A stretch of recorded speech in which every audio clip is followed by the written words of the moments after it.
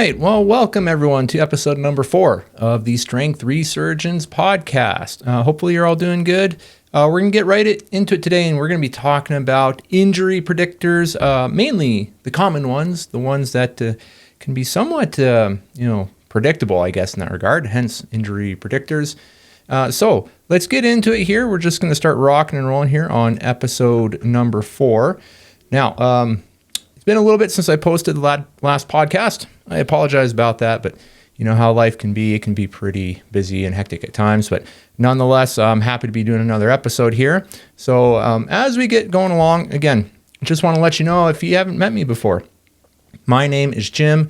I'm pretty geeky physiotherapist and someone who's been involved in the world of strength and conditioning for a long time. I love what I do, and heck, I love it so much I don't want to just confine the knowledge to myself. Love sharing it with all of you, helping people out in the clinic, in the gym, all that type of stuff.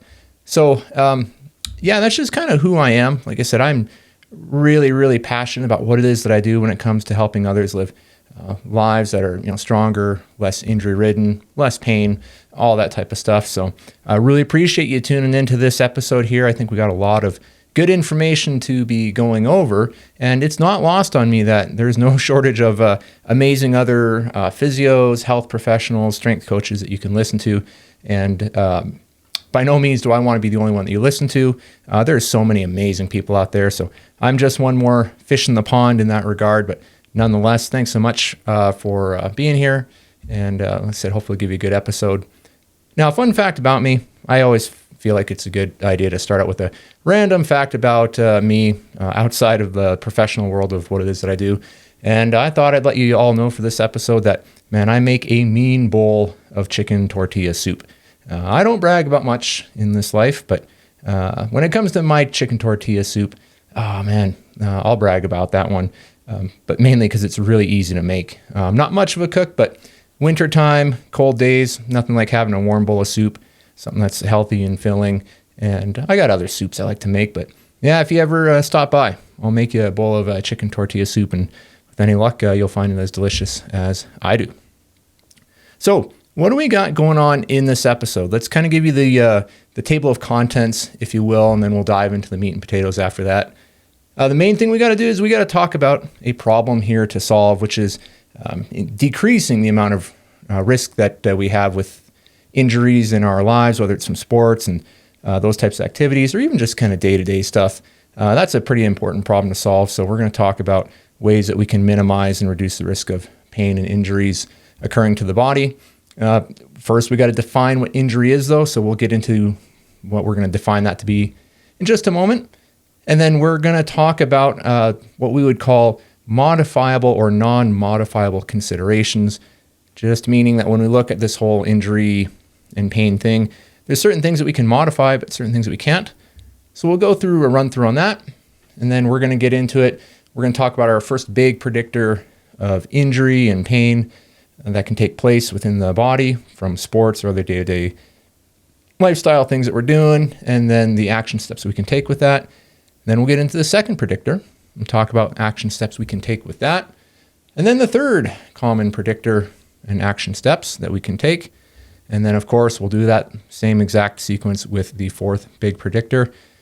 Keep in mind that these are just kind of 4 of numerous ways that we can predict injury. And the goal isn't to turn this into a massive long lecture, but just to really hit you with kind of some of the big troublesome ones and ways that we can start to make a difference, hopefully, in your life to keep you less pain riddled and lower chance of injury.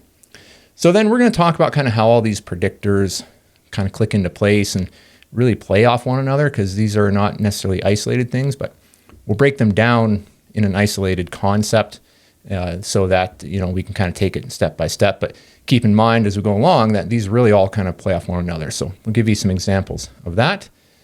And then we're going to put all of this into action and talk about, what this all means for you. And okay, we've talked about these injury predictors, but so what? What do we take away from all that? So we will then wrap up with some key takeaways as we kind of land the plane, so to speak. So that's going to be the sequence here. But first, I thought I'd start out with a question for all of you. So I'm wondering, what's the nastiest injury that you have ever had? And I guess a follow-up question there would be, do you feel that the injury that you have had in the past, the one that you're thinking about, is it currently contributing to any other issues that you're currently having?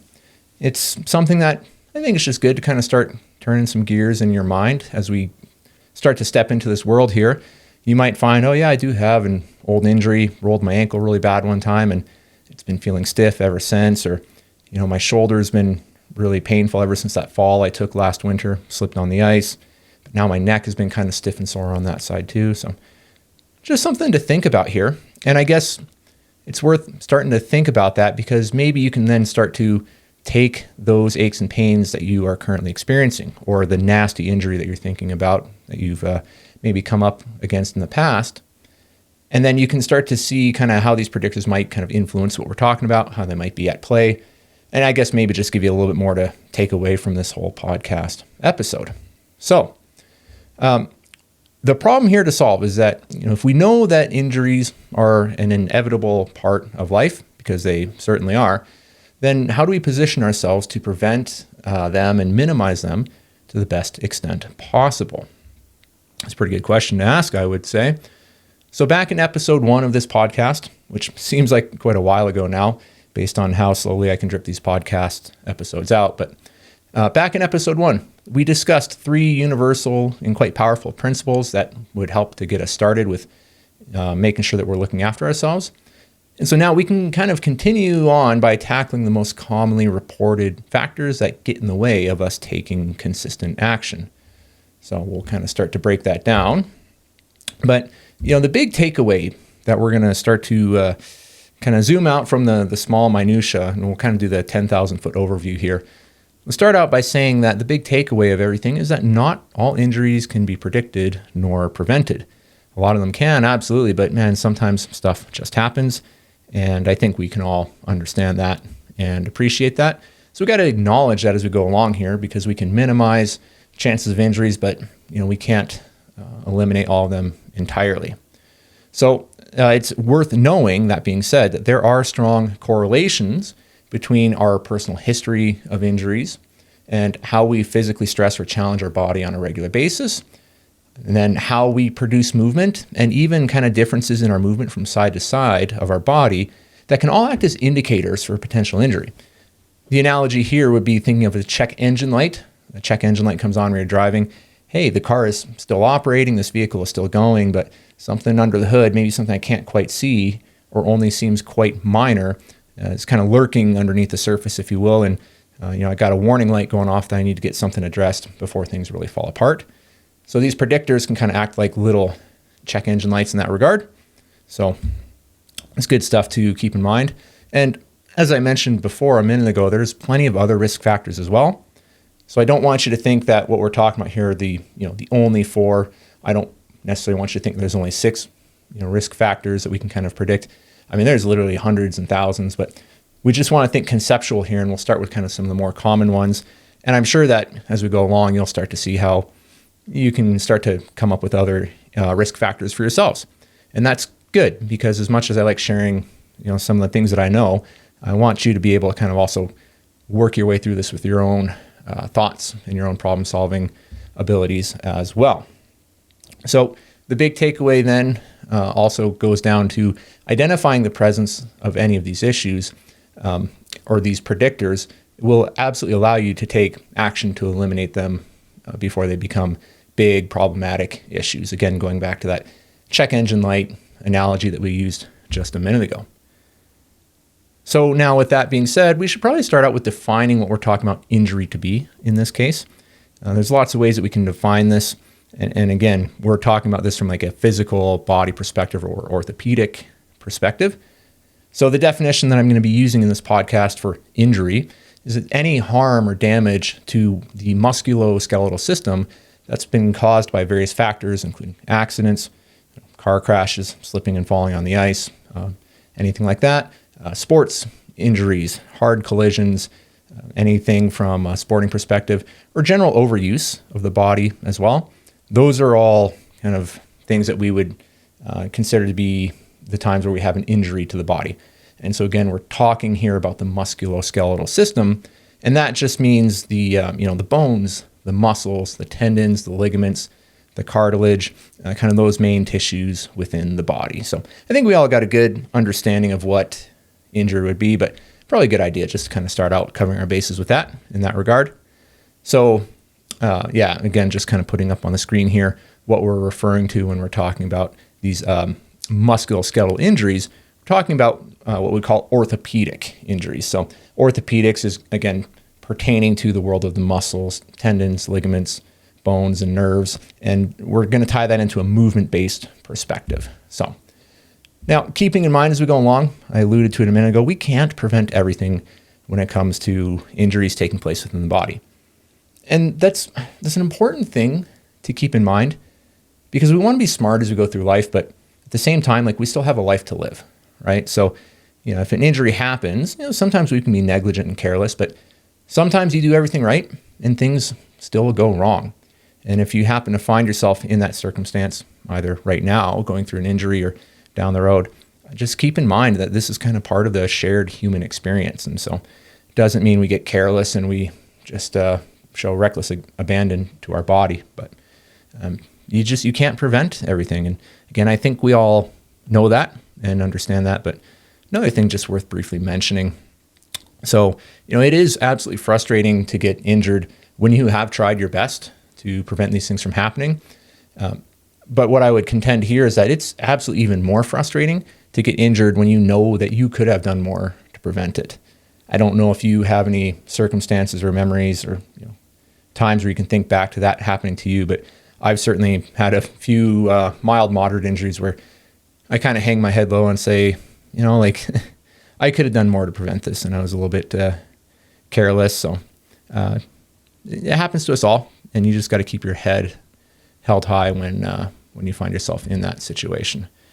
And it's also worth keeping in mind that injury that you've incurred, that you say, hey, I could have prevented this, or I could have done more to prevent it, it could entirely be that, if you are looking after yourself, you're eating healthy, you're trying to get sleep, and you're trying to be physically active, it could very well be that injury could have been much worse if you hadn't already been trying to make effort to keep yourself healthy, right? So if you're going to get injured, well, having a baseline, a good baseline of health is going to help to minimize that injury when it does take place. So it's worth keeping in mind that if you did get injured, maybe you could have done more to prevent it, but at the same time, it's entirely possible that you actually minimized it if you've already been looking after yourself. So that's an important thing that we need to remember. And again, just to reiterate on all this, if you are currently injured, please remember that you're not alone. And a lot of people out there getting injured. I got my little injuries I'm working through as well too, trying to overcome them and not let them get worse while still balancing that desire to stay physically active and challenge myself. So yeah, you're not alone. It's an important thing to remember as we go along here. And, if you feel like you're the only person out there who is injured among your friends or family or anything like that, it's probably just a matter of time before you find out that, in fact, there's loved ones and friends who aren't injured who will be in the future. So yeah, keep that in mind. Okay, so now we'll move on and we'll talk about what we can and can't modify with the risk of injury and these things taking place. So for the sake of this podcast episode, we can kind of break the risk factors for injury into two different categories. There's probably a whole lot of different angles we could look at this and ways we could break this down, but we're going to stick with these two categories for this first episode. For this particular episode. So the first category is we're going to go into what we call a non-modifiable category. And so this means that no matter what we would try and do in any sort of way, we can't change the likelihood of an injury or aches and pains occurring. So non-modifiable, nothing can be done about that. So some things in this particular category would be our age. Age is something where as we age, the body has a harder time recovering. The body isn't quite as robust. So in our younger years, I think we all know and understand, we seem to bounce back quicker. We move better. The body just functions better.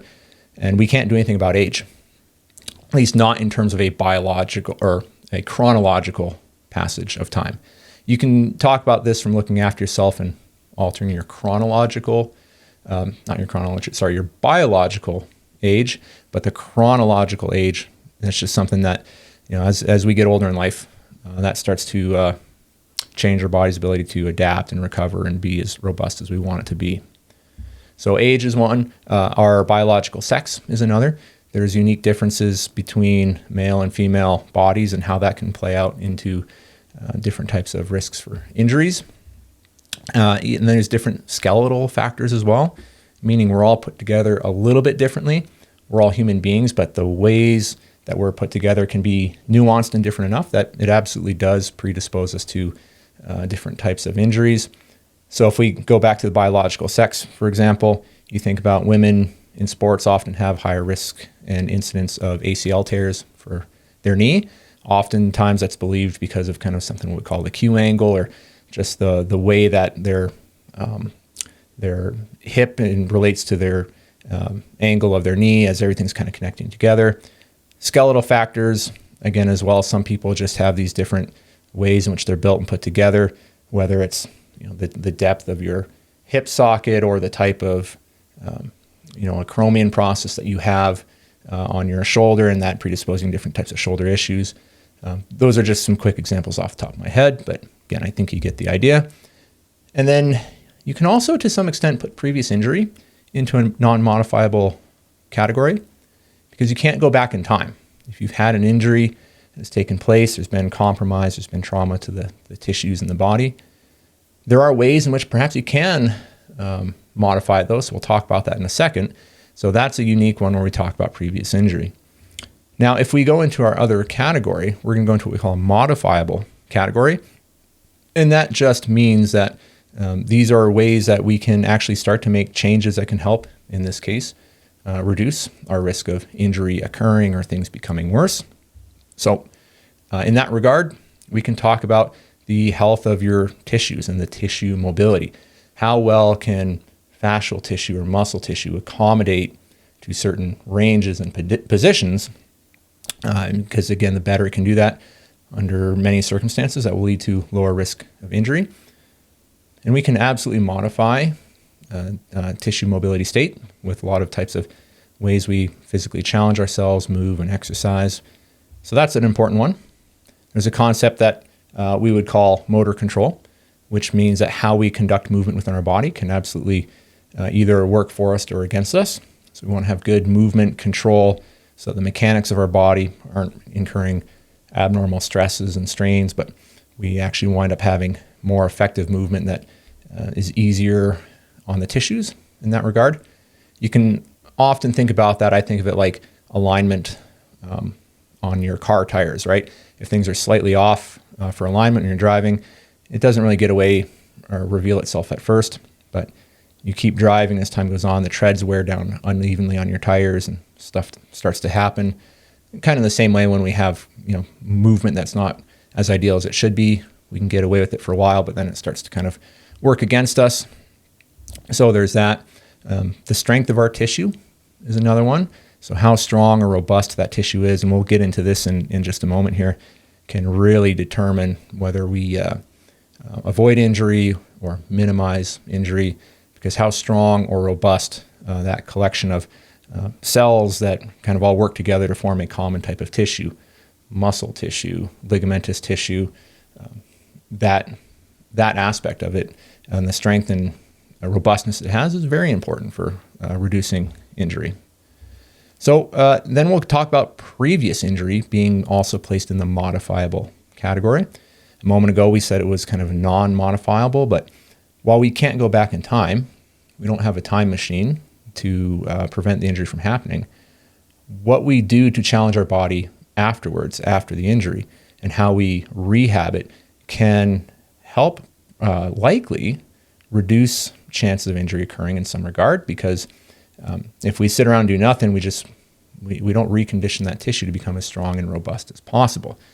So we can't go back in time and prevent it from happening completely, but there are ways that we can help to recalibrate the tissue, help it to heal up quicker, to a more optimized extent of recovery and at a more optimized rate. And that can, going forward, perhaps help us to reduce risk of injury. So that's an important thing to keep in mind. So that's kind of the overview, modifiable versus non-modifiable. But it's important to keep in mind that we also need to acknowledge, as we talk about these different predictors of injury that we'll get into in a moment, that they do overlap quite a bit. So they're not mutually exclusive by any means whatsoever. They really all, again, can influence one or another. Think of kind of like that Venn diagram that you learned to draw back in high school, where certain circles overlap and there's kind of common shared ground between those different circles. It's kind of how those predictors can work as well too. So just remember, as we go along, we're talking about this one by one, but we're acknowledging that these really all have extensive interplay as we kind of look at this from the over 10,000 foot overview, if you will. So, all right, let's get into the first predictor here. And the first one, bear with me, it's going to sound really obvious, where we're going to talk about overloading tissue, but there's a couple of things that we need to keep in mind here. So the first thing is that when we overload our tissues, we can do that through different ways. So one, and again, let's talk about muscle tissue here as just our example, because that's a common one I think most people are familiar with. So you can either overload that in what we would call an acute manner, meaning there's a sudden traumatic force that, within a moment happens to overload that tissue, causing it to tear or rupture. But you can also do it through what we call a chronic low-grade stress, which means that it kind of builds up and occurs over time. So one would be sudden and instantaneous, while the other is a little bit more of a kind of death by 1,000 cuts, if you want to think of it like that. Chronic, low-grade stress, but happens so much that it wears everything down.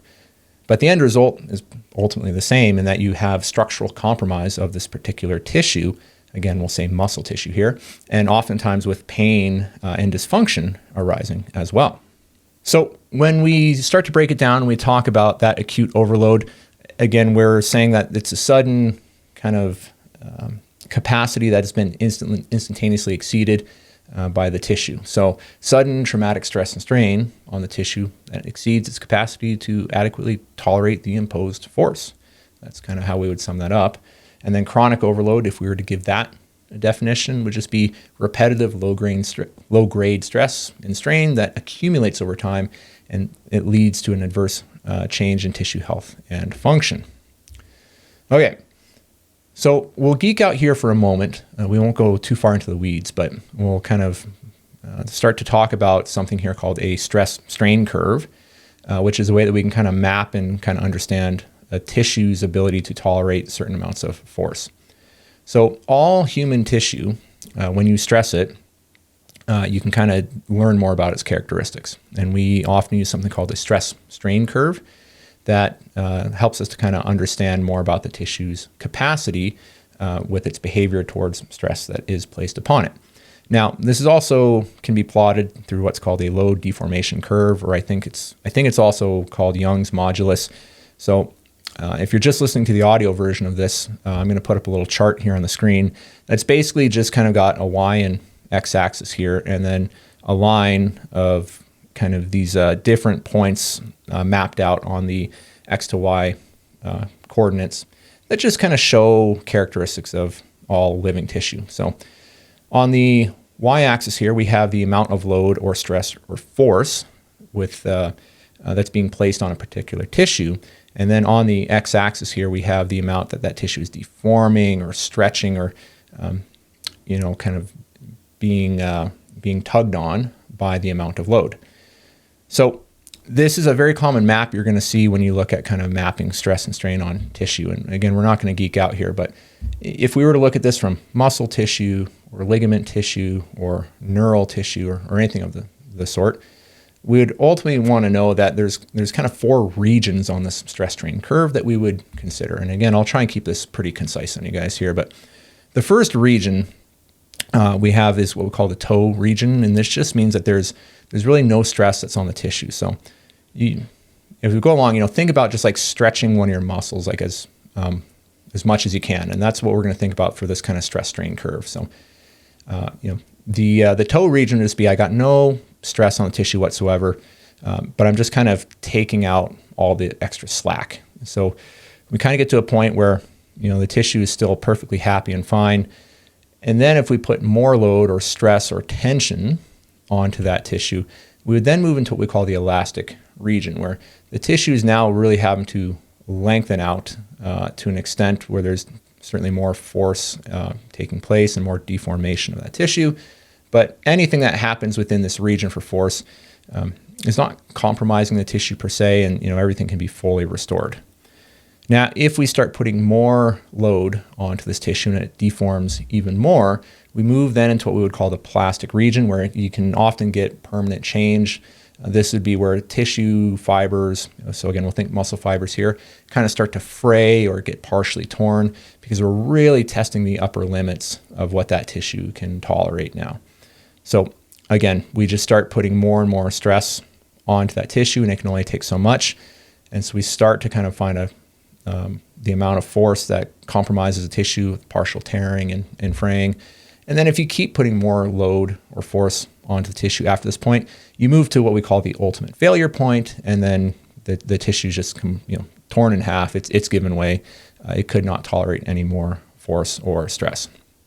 Okay, so that might sound pretty obvious. Well, hey, you can overload anything and make it tear and damage it. But let's kind of look at that through a couple different angles, because it may absolutely sound obvious that you overload something by putting too much force in it, you're going to tear it. But we often kind of forget about this in our day-to-day lifestyles when we're often jumping into new activities that we haven't done for a while, or we're learning for the first time, and we just get a bit too intense with it. So a couple examples that I quickly jotted down here, and this by no means all the ways that this can happen, but if you have a sedentary lifestyle where you're not challenging your body a whole heck of a lot, and then you go and decide on a weekend to play a game of pickup basketball with your friends and you're running around like crazy. This example came to mind because I can't tell you how many times in clinic I've had someone kind of do this, whether it's basketball or soccer or any other activity like that, and then they tear their Achilles tendon. Boom, gone. Just too much sudden force to a tissue that wasn't ready to accommodate and adapt to those imposed demands.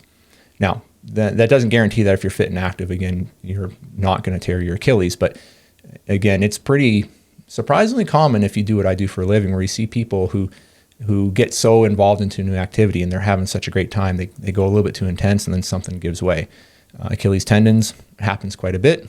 And again, it can happen even when you have done everything right. Going back to what we've talked about a few minutes ago, sometimes stuff just happens, but that's a pretty common one we'll see, where people overload their tissue because they think that the tissue could have tolerated more when in fact it couldn't.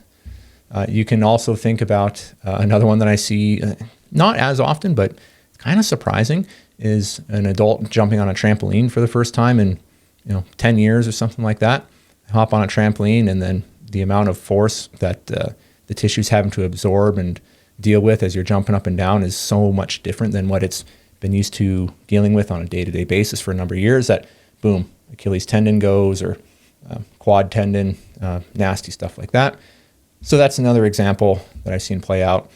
And then another common one is often people just saying, hey, I'm going to pick up tennis, I'm going to learn how to play. And they've been inactive for so many years, and then they swing a racket 70 times with decent intensity in a single session, and then they can't pick up their arm the next day.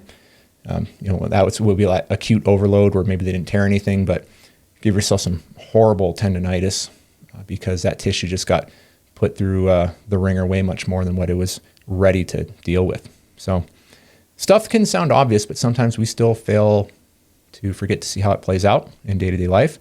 And I'm guilty of that myself. I've had injuries like that as well. So it's absolutely no judgment there.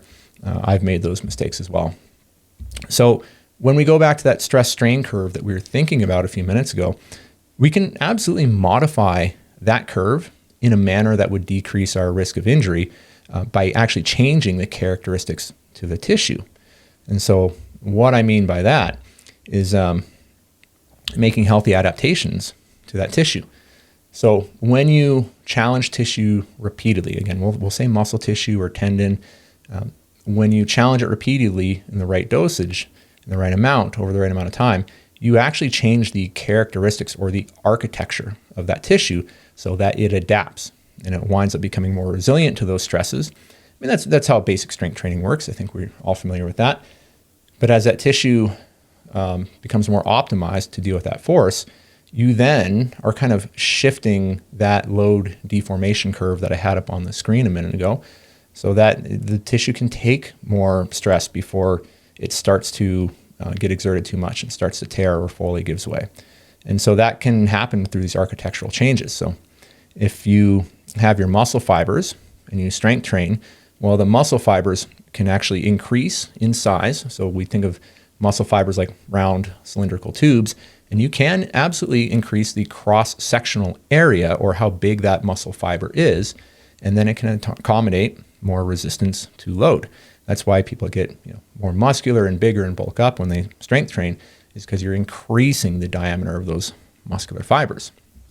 So you can also change the kind of overall architecture of some of this tissue.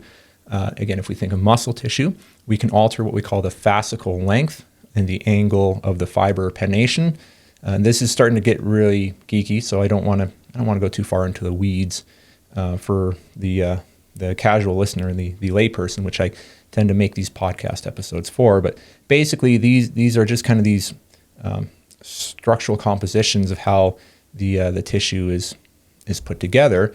And when you change these characteristics, you become much more resistant to injury through overloading a tissue through too much force or too much repetition. And then, if even we step away from muscle tissue, we can talk about how this happens with bones, right? So when we put stress and force to our bones actually adapt to become stronger to meet that stress. And we get what we call cortical remodeling of the bone tissue. It's often called Wolff's Law. And it just means that just like muscle tissue or other tissues in our body, the bone will actually kind of build up and adapt to the patterns and angles of stresses that it incurs. So we get stronger bones. Stronger bones, less chance for fracture, less chance for break, catastrophic injury, all that type of stuff. So you can absolutely alter that stress strain curve of what that tissue would tolerate if we were to plot it out on that curve by looking after yourself and doing your strength training and staying physically active using the right dosage of all of that. And again, we can take that same concept that we talked about with Wolff's Law, where we have cortical remodeling of bone, and we can apply that through something we call Davis's Law, which just means that you can do that with more of the soft tissues as well. So the fascia within our body, which is I call it like a saran wrap that wraps around our muscles. It acts like a big net through all our muscular tissue. That's some pretty important stuff to keep healthy. Research is just learning so much about that, especially over the last decade or two. And you can have that fascia adapt to the stress and positions that you're imposing upon it. And that can absolutely decrease a lot of risk for injury. So those are a couple examples to keep in mind. But if we talk about scar tissue now, I think we're all kind of familiar with what the concept of scar tissue is. And if not, we'll define that here just to make sure we're all on the same page.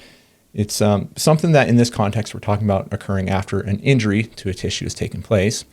Let's say that scar tissue is a non-differentiated form of fibrous tissue that may develop some properties of the original tissue that was injured, but it won't function the same way as a normal tissue would. That's kind of what we would define scar tissue to be. I got that definition from Tidy's Physiotherapy, 15th edition of their book. I thought it was a pretty good definition. So basically, it's your body trying to repair itself, but as it tries to get new tissue laid down, it doesn't do it in the most optimized manner. So you're kind of left with some deficits in that regard. So when you have scar tissue kind of being applied, this non-differentiated fibrous tissue, kind of like filling a pothole in a road, or trying to kind of weld everything back together, it alters the function of the tissue in a lot of ways. And so you wind up having tissue that doesn't move the same, tissue doesn't quite operate the same, and that can lead you to risk of re-injury. It can cause pain for sure. So again, the tissue that should be soft and supple is kind of welded down a bit more and doesn't move, or it's not as robust, winds up causing different types of pain. So perhaps an easy way to think about scar tissue here, I love this example, I think lots of people use it, is a paintbrush. So if you think about a brand new paintbrush that you'd use to paint your house or paint a canvas, you think of one that's never had paint on it. And all those bristles are very soft. They move perfectly. They bend. They're all individual paint bristles, and they're not clumped together. And so, that brush, which would be like let's say muscle tissue in this point, it moves freely, right? It's very soft and supple. Now, if you think about a paintbrush that's been used a ton and it's never been fully cleaned out each time after it's been used, you get kind of that dried up paint that gets stuck within the bristles, and all the bristles wind up clumping together. But they're not soft and they don't bend easy. You get this stiff, clumpy brush, and it's just not going to paint the same way. Well, you can think about like all that dried up paint kind of holding all the bristles together is like scar tissue, right? And so, I guess you can still paint with a brush, but it's not nearly going to be the same experience. So it's kind of what scar tissue does to our movement and our ability to function. So it's a great little example to go over. But if we move to now the chronic overload that we kind of talked about before, we'd say that chronic overload is all about, incurring a repeated bout of stress to a tissue without allowing adequate time for recovery. And so that second part of that, without allowing adequate time for recovery, is kind of the key factor here, because obviously there's a lot of activities we do all the time that are maybe stressful, but if we give enough rest and recovery time, the body then it can adapt appropriately. It's like spending money, right? If you get a paycheck, you don't want to spend all your money before you get your next paycheck, because then you're in the red, and then you're spending money at a quicker rate than what you can get in your bank account. And so that's kind of how movement works as well too. You move, but then you need enough time where you're not using up all your dollars or all your movement before your body can recover, get another paycheck. Maybe that's a silly example. I don't know, but that's one that just popped into my mind. So we often call this type of chronic overload, we would call this a repetitive strain injury. RSI is what we would abbreviate it as. And it can incur to athletes and non-athletic people alike. You can get it because you're training too much for your sport, or you can get it because you're doing too much handiwork around the house and you're twisting your wrist all day long, tightening up a bazillion screws that you're building for a shelving cabinet or something, and the next day your forearm hurts like crazy just because you did way too much repetition against a certain resistance, and then you kind of pay the price for it the next day. It's happened to me quite a bit. I've got my athletic chronic injuries, but also my non-athletic ones as well. Again, it happens to us all. So the common places in the body you'll see this would be things like the rotator cuff. You've heard of like rotator cuff tendonitis, or a condition called tennis elbow, or a condition called the runner's knee. These often tend to be chronic overloads. I got something in my elbow right now called golfer's elbow, which is kind of the opposite of tennis elbow. Some tendons in the inside of my forearm are just super lit up. I've been dealing with it for a while. Very, very annoying. I like to call it the gift that keeps on giving. But nonetheless, there's great strategies for taking care of all this stuff. But yeah, there's the chronic overload stuff is pretty common, and we gotta know that it exists, so we have some things that we can do. So let's start with a few kind of mindset techniques that can really help save you kind of a world of pain and injury when it comes to avoiding or reducing the chances of acute or chronic overload, right? Really doing too much, putting too much force or stress onto that tissue that can lead to injury. So these mindset techniques are pretty good. They've been really good for me, especially as I'm getting older now. I just turned 40 the other month, and that's kind of a wild thought, but man, the game is changing for sure in terms of what my body can cope with and deal with. So mindset techniques for preventing acute injuries. I kind of put down a couple here.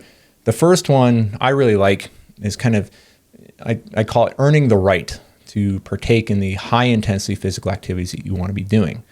So if you want to go play weekend basketball with your friends and you're going to be going at it pretty intense, or joining a soccer club, the concept of earning the right to partake in that means that you have to kind of condition your body to get ready for that, right? Think about it as like, it's not something that is given to you, but you have to go prove to yourself that you're that you're willing enough to do the activity by kind of slowly scaling up and maybe doing a couple of weeks of some movement training, a little bit of resistance training, and just using that mindset of saying, hey, before I'm just allowed to jump into this activity, maybe I should just take a week or two and start moving my body a bit more. Or maybe say, hey, well, I'm going to jump into this activity, but I'm going to take it a bit easy, or I'm going to start to do my strength training and stretching while I kind of do some of these new activities. Again, we could make that really nuanced, but I think you get the idea there. Another good mindset technique to go over here is thinking that 80% is your new 100% for how heavy you can lift in a gym or how fast you sprint when you're sprinting outside. And so what I mean by that, and this is a concept by a strength coach named Jim Wendler that I came across a while ago, I really liked it, is that if let's say my maximum bench press was, 300 pounds. It's probably not that even more, but maybe it's right around there. Is if that was my maximum, okay, well, I'm then going to take 20% of that maximum off. So I'm not going to consider 300 to be my true maximum, but 80% of that. And that 80% is now the 100% that I use to base all of my other kind of calculations for how heavy I should be lifting. I did this often this past summer when I was sprinting in the park just outside, where I wouldn't sprint like a true 100%, even when I was really, really warmed up. I just don't have a need to, sprint like my life is absolutely dependent upon it, at least right now. So I would always work up to my last few sprints, in the park of kind of doing 10 rounds of sprints for 150 meters, 100 meters, whatever it was, where I would kind of go, okay, I'm going to go at about 80% of what my true abilities were. Because even then, a couple of times, and after a session, like my Achilles was barking at me a bit, or my hip flexor, or low back was barking at me a bit. So there were times absolutely when I pushed it a bit more, but the concept I think is pretty sound. And I think again, if you're someone who wants to get into strength training or the really high intensity stuff, think about making 80% of your 100% your new actual 100%. So again, using math, if 100 pounds was the maximum that you could lift, and you were going to base all of your lifting percentages off of that, you would say, okay, well, I'm going to say 80 pounds is now my new maximum, so that if I'm going to work out at 75% of my full, 100% maximum, you'd really be working off 80%. So, there's room to disagree on that, but it's a mindset technique I think works really good for the average person, especially someone who hasn't been physically active and wants to start to get active in more higher intensity activities. Now, if we talk about preventing chronic injuries, there's a couple of mindset techniques that we can go over as well. And the first one is just knowing that your body just needs time to rest between activity sessions, and you need to allow for that adequate rest and recovery. So a big one with me is I just started doing jiu-jitsu a few months ago, and I totally love it. And while I want to be going more times a week than I am, right now for the first little bit, I've only been going 2 times a week. And then, my body's having to move in ways it hasn't moved in a long time. So next month, after doing this for a few months, I'll probably start going up to 3 times a week. But between still doing my weight training at home and now getting this new activity, just knowing that the spirit is willing, but the body is weak, as it's often said. So you have to keep that in mind. And so just know that you have to give adequate rest and recovery between your activity sessions. Now, being mindful of the positions that you're working in and the volume of work you're performing, again, just being mindful of what you're asking your body to do in those sessions is also incredibly important as well. So if you're going, hey, I'm doing a new activity I haven't done in a while, and it's not all that intense, but boy, I'm sure doing a ton of these repetitions every single day. And just know, again, you can maybe be wearing some stuff down in terms of starting to irritate tissue. Maybe not. Again, we're just talking conceptual here, but it's a mindset thing that you have to keep in mind, especially when this is a new activity. If it's a familiar activity, your body's likely adapted to some extent, so you don't have to be quite as mindful about the amount of work that you're doing. But if it's a brand new activity, absolutely you want to be very mindful of that. All right, so we'll move on to the second predictor for injury, and it's actually just it's kind of a surprising one for a lot of people, but a very strong predictor for injury is previous injury. It's pretty well documented, again, for all those reasons. We can talk about scar tissue, getting in the way of stuff, all sorts of other things. Injury can change our motor control and how we move, decrease proprioception, all of these things. But the concept here is that orthopedic injury, let's think, muscles and bones here, keeping it simple. Orthopedic injury tends to take the path of least resistance. So you can think of a chain only being as strong as its weakest link. I think we all understand that concept, and the body is definitely kind of one long connected chain. So wherever it's weakest, that's where things are going to break down, and that's where pain and injury tends to arise. So this is where healing or recovery of tissue following an injury, it's often incomplete. The structural integrity is inadequate or just less than optimal. And so that predisposes us to risk of re-injury, because now we're kind of operating at less than 100% capacity of what that tissue was before it was injured. So again, it goes back to that paintbrush analogy we talked about a few minutes ago. A new paintbrush versus an old paintbrush that hasn't been properly cleaned, and it's got clumps of dried up paint in there holding all the bristles together and making it very stiff and fibrotic. And that's what you want to think about what previous injury can do. If we're talking big injury where there's been tearing and scar tissue has been laid down. Again, there's other nuances of how it can affect our movement and our sensation, but we won't go that far into the weeds. So, but we will just, again, talk about that from a concept of motor control.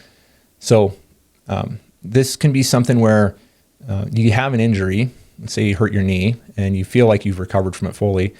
Well, you can absolutely still have compromised movement or movement that isn't ideal.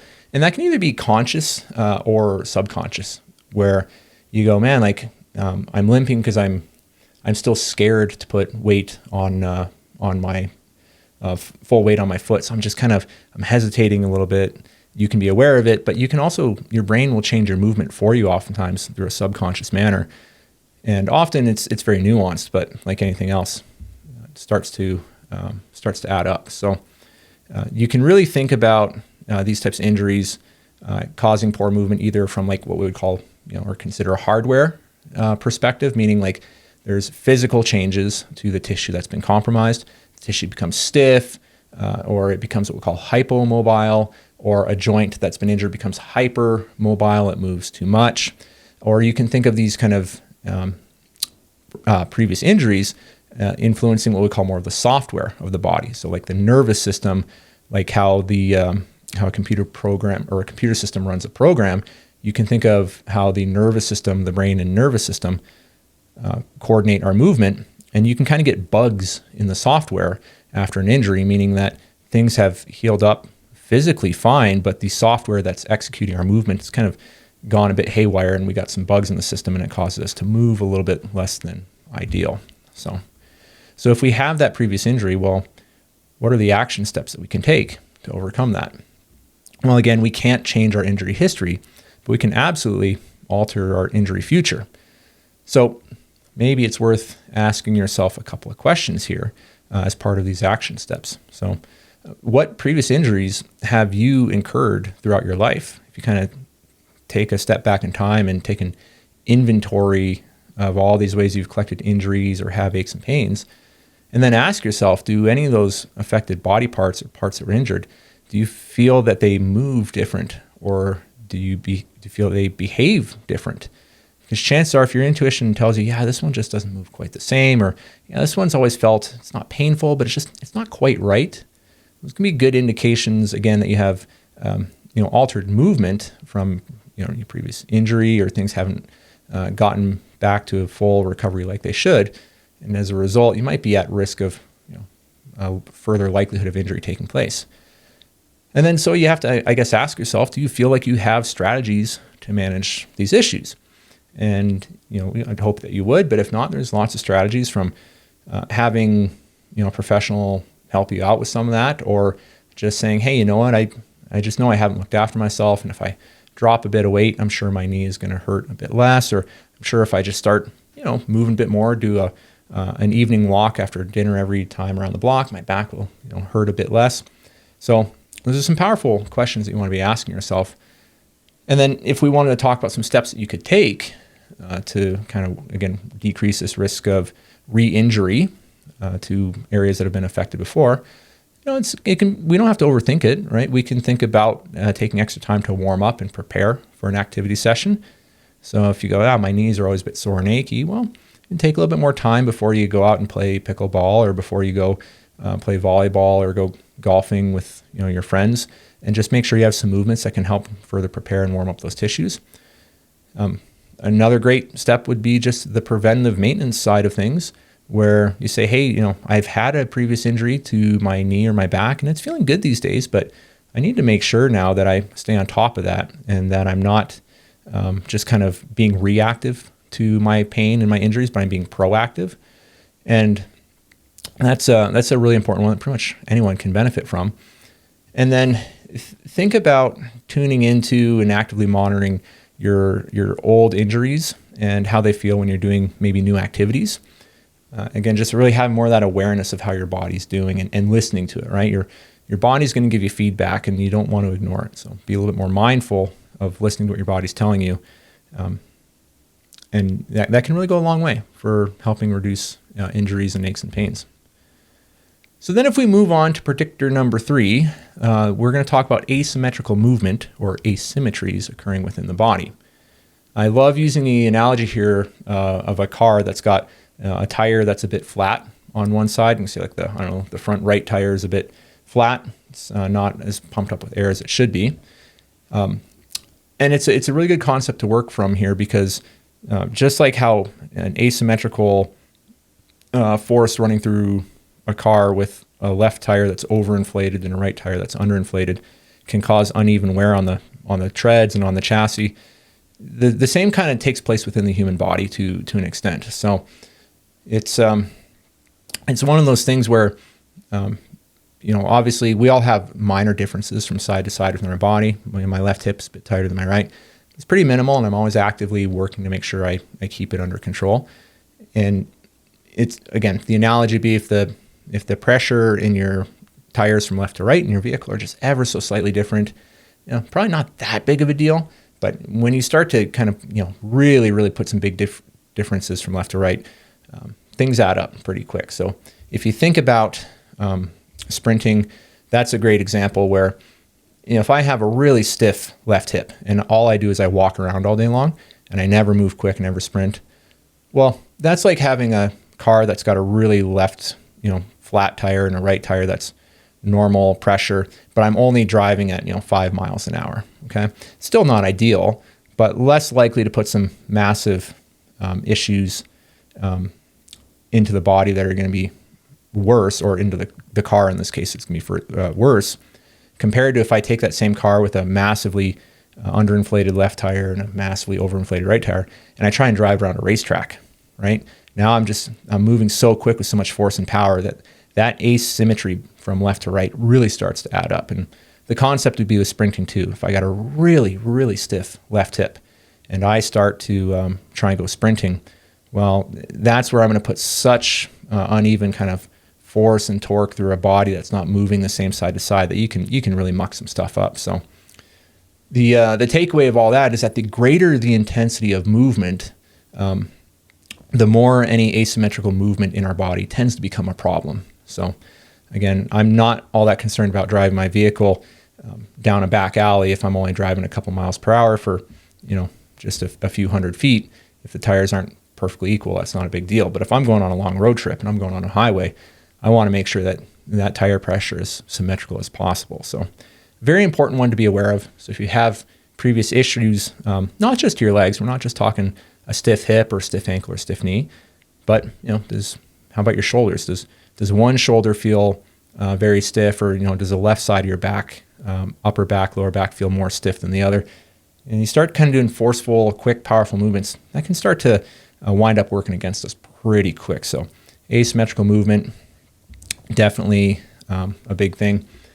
But again, we need to be aware that it doesn't have to be a massive difference from side to side in our body to have massive consequences. So there's a couple of different ways that you can think about this, but even though it's not necessarily something we can always prevent with having these discrepancies, we should still prioritize it to an extent of keeping ourselves as symmetrical as possible. All right. Now, a lot of things that people do that they probably can't see or observe on other people, compared to someone like me who I've spent much of my life learning in human movement and observing it. So I can pick out subtle differences that can really lead to problems as time goes on that the average person couldn't. Just like a mechanic could look at my vehicle and say, hey, that little thing in your vehicle is really, it might not look like anything, or it might not sound like something's wrong with it, but to the mechanic, it's night and day obvious, even though I can't see it. I'm not a mechanic. So these movement differences don't have to be massive. When you think about just, like fine grit sandpaper on a board, right? One swipe of fine grit sandpaper on a rough board, it's not going to do much, but thousands of swipes is going to start to add up and change the board, and just thousands of swipes or steps of movement that's not quite right, it can start to add up. So it's not to scare anyone, not to say that it's all doom and gloom, but again, we're trying to raise awareness here. But now if we talk about predictor 4, this is kind of the final one that we're going to talk about here. We're going to talk about movement quality. And that's because a minute ago we were talking about movement quantity, right? How much we're moving. Hey, I'm going to take 10,000 steps a day with, kind of not ideal movement or even ideal movement.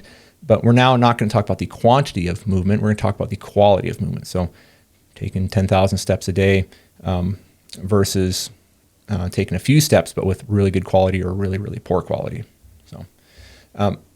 So again, how we orchestrate and conduct our movement is what we often call motor control, right? The ability for the nervous system to coordinate and carry out, volitional movement, and the ability for us to produce not only the movements we want, but in an optimal manner. So this ability to perceive movement, of knowing how we're moving or feeling how we're moving, we often call it kinesthetic awareness, or we can call it sensory motor control.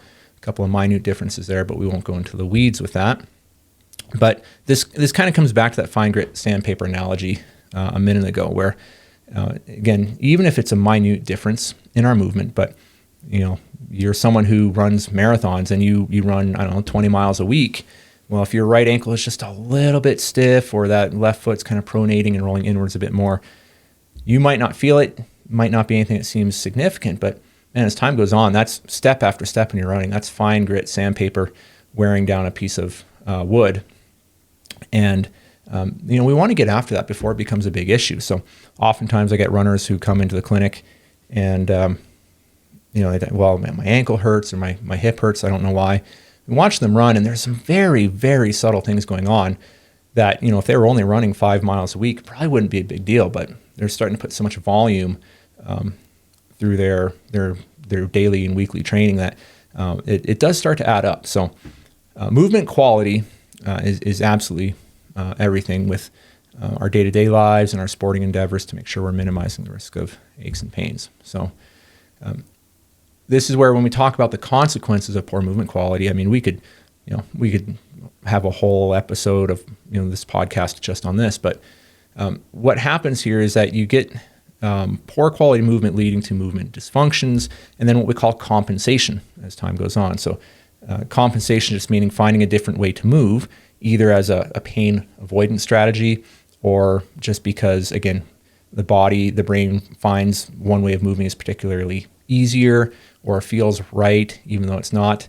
And that compensation, it's kind of a double-edged sword, because if it allows us to still do something by moving a bit differently in the name of avoiding pain, well, in the moment, that's great, but it starts to work against us as we kind of just stick with that altered motor pattern, that less than ideal movement. So if we talk about some examples here, talk about, poor movement in the hip. So if you have a stiff hip, the hip and the back play off one another quite a bit, and a stiff hip often can cause lower back pain if this goes on long enough. See it in the clinic all the time, because anatomically you have your lower back and you have your hip, which are two separate anatomical areas, but functionally, they're so dependent on one another that what happens is if the hip's not moving right, it changes how the mechanics of the lower back move. We call this whole region the lumbopelvic region. And so a stiff hip starts to affect movement in the low back. We compensate and we get some aches and pains with that. You can often have a stiff shoulder causing neck pain. We see that quite a bit. If your shoulder doesn't move how you want it to, and you got to reach up for something high in the cabinet, but your shoulder doesn't go that high, you kind of what we call hike your shoulder. You pull your shoulder up to your ears almost, use your big trapezius muscle. That can just jack up your neck and cause all sorts of neck tension. It can be a really lousy experience. You can have poor shoulder mechanics causing a condition called impingement, just meaning that there's a kind of almost like a pinching effect taking place between tissue underneath what we call the acromion, or the roof of the shoulder, and the head of the humerus, which is like the ball part of the ball and socket. Think of like if you're chewing food and you bite your cheek, you got your top molars and your bottom molars, your soft, sensitive gums in between. You chew, you bite your cheek. Ow, that really hurt. You got kind of swollen, irritated gums. You can kind of have that with the shoulder. So we call that shoulder impingement. It's very common. Often arises from just inadequate movement of how we control and coordinate our movement. We call our scapulohumeral rhythm. It's just a very common thing that leads to all sorts of annoying pain. And again, going back to poor lumbopelvic awareness, meaning that inability to perceive kind of how we're moving our hips and our low back and the positions they're going into, that can cause a lot of back pain. If you ever heard the phrase butt wink for people who are squatting, where their butt almost kind of tucks underneath them at the bottom of the squat, that would be again from likely poor hip mobility, and then the back having to compensate, tuck underneath to kind of clear out a little bit more range for dropping deeper into the squat. Butt wink, probably not a great thing, especially when you're loading up through your back quite a bit. So those are just kind of a couple examples.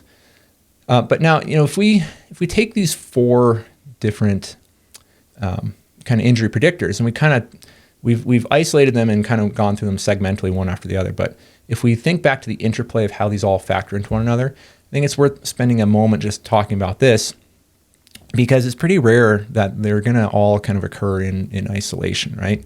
So here's an example to run through, just in case you want kind of see how this would tie in of all these injury predictors kind of factoring one into another. So what would happen when we do an activity where we stress our muscles, our tendons, and our joints to an excessive amount? Okay, so that's injury predictor number one, overload. So we're stressing a part of our body to a point where it's getting overloaded, but we're doing that through a previously injured body part. Okay, injury predictor number two. So, I'm doing tons of squats, and I've had a knee injury before. So I've now overloaded the knee, and I've overloaded the knee that's been previously injured and didn't get full recovery. And that knee doesn't move the same, or doesn't move quite as much as the other knee, right? So now we've got factor 3 going on, or predictor 3, asymmetrical movement. And what happens if we're doing all that squatting under those circumstances while we're actually producing poor movement mechanics? We don't have good mechanics when we're squatting. Well, I've just run through those four predictors all really playing off one another. And that's a pretty common thing. And we'll see people, if it's not a knee injury, it's an ankle injury. Oh, I've been squatting a lot, or I've been running a lot.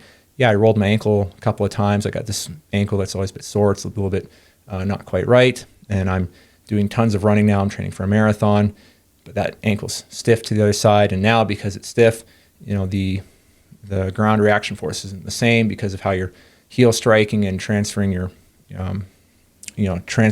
body when you're kind of going from heel strike to toe off, whatever it's going to be.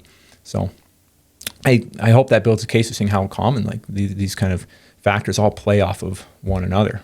So hopefully it doesn't sound unrealistic. It's a pretty common thing that we all wind up experiencing. So you could run through the same scenario with you're playing tennis with a previously injured shoulder that always feels a bit stiff. Swinging that racket around, and that shoulder isn't used to playing tennis, and it's a bit stiff, deconditioned. It's not moving like the other one. You can see where this goes, right? Another one that came to mind as I was creating this podcast, seen it quite a bit, and I think I've been guilty of it myself too. Heavy Olympic lifting in something like CrossFit, while you're just trying to push through a stiff hip. You're trying to push through a sore back while having poor technique. You're getting tired, you're fatiguing, so mechanics aren't as sharp and crisp. You start running into all these factors really, really kind of bleeding into one another.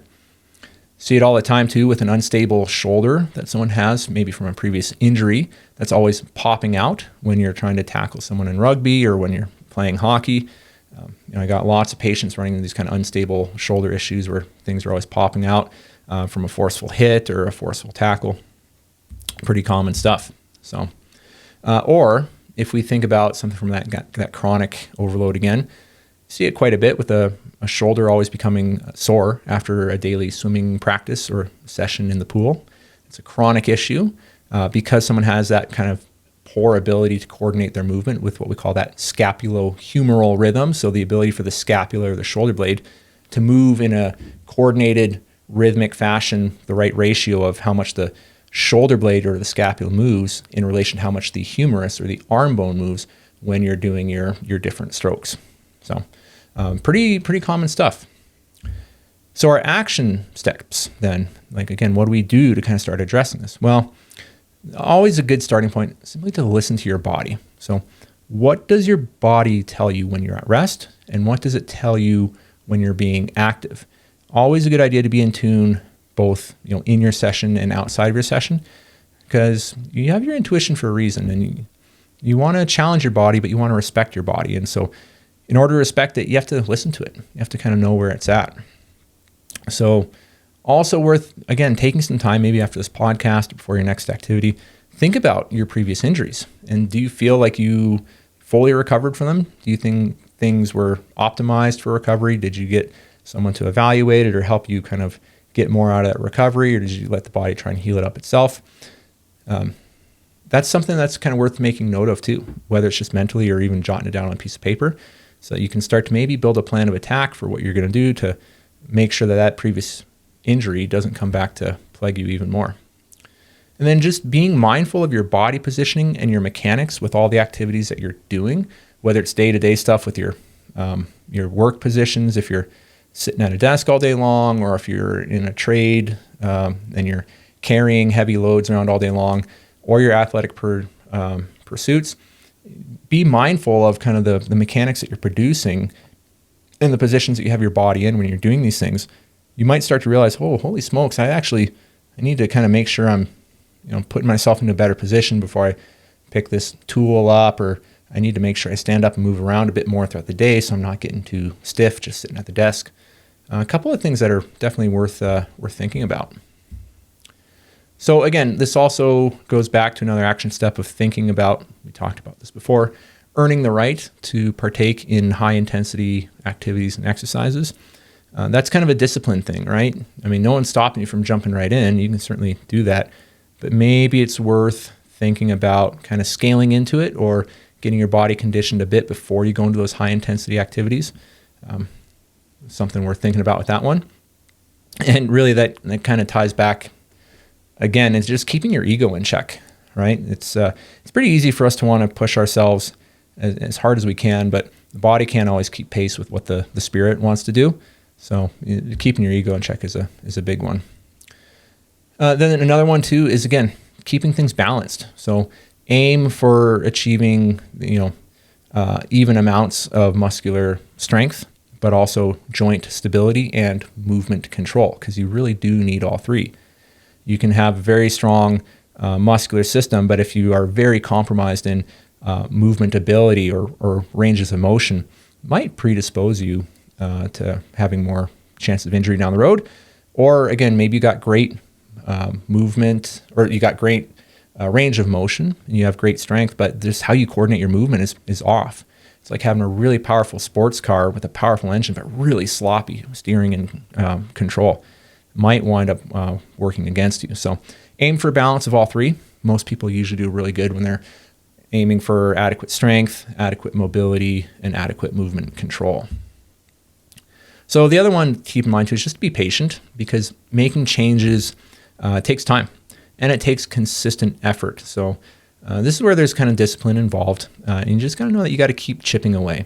I often tell my patients with all this type of stuff, whether it's injury rehabilitation or prevention, it's like putting loose change into a jar. Okay, you drop 15 cents in a day, doesn't mean much, right? But 15 cents one day, 25 cents the next, 32 cents the next day, and so on. And just, after a while, you start to have quite a bit of like loose change sitting in that jar. So it does add up, and it becomes a pretty powerful effect if you can keep it consistent and find some type of way of enjoying that process of making yourself stronger, knowing you're doing good things to reduce your chances of injury.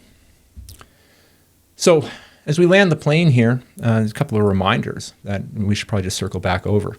So number one is don't be afraid of physical activity or challenging movements, whether it's kind of stuff that you're having to do for work or for recreational purposes. It's not about being afraid. It's about being mindful. Again, challenge your body, but respect it. Injuries happen no matter what in life. So, there's always a risk. There's a risk to physical activity, and there's probably even a greater risk to physical inactivity. So that's big thing. We talk about injuries a lot, but don't be afraid. Just be smart. So if we go back to what we talked about in episode 1, prevention's better than any cure. So you never let a minor issue become a major one. And then when in doubt, seek professional help. And all of that applies to what we've talked about in this podcast episode here. And again, if you kind of want to learn those rules a bit more in depth, go back to episode 1, where we talk about those 3 powerful ways to, kind of move better and live a life less injured, less aches and pains. And then, said it before, I'll say it again, challenge your body, but respect your body in the process. That's kind of the name of the game as we try and better ourselves, but be mindful of that pursuit itself. So if you've made it to the end, I really appreciate that. Sometimes people like long podcasts, sometimes people like short podcasts. I'm still trying to figure it all out. So I will just say thank you very much if you have stayed to the end. If you have gotten something helpful out of this podcast, please consider either leaving a review. That would mean the world to me. It takes so much time and effort to put all this stuff together. I work in the clinic full time, and so just whenever there's a bit of time, I try and put this stuff together. So this is all a labor of love. I do this all myself. I don't have anyone helping me out behind the scenes or anything like that. Other than the good Lord, really feel like this is kind of one of the callings I can do to help make the world a better place and help people know that I care about them. But right now I'm kind of a one-man show in that regard, and I appreciate you staying to the end if you have. If you feel like anyone could benefit from this episode or the other content I'm making with other podcast episodes, YouTube videos, Instagram, or some of my blog posts, feel free to share. That means the world to me. I really do appreciate that. And with that being said, that's pretty much it for this episode. So you know how I like to end all this stuff. I will just go back to my kind of main way of phrasing this all up here. Keep looking after yourselves. Keep looking after one another. Keep making great things happen. And with that being said, I'll see you in the next episode.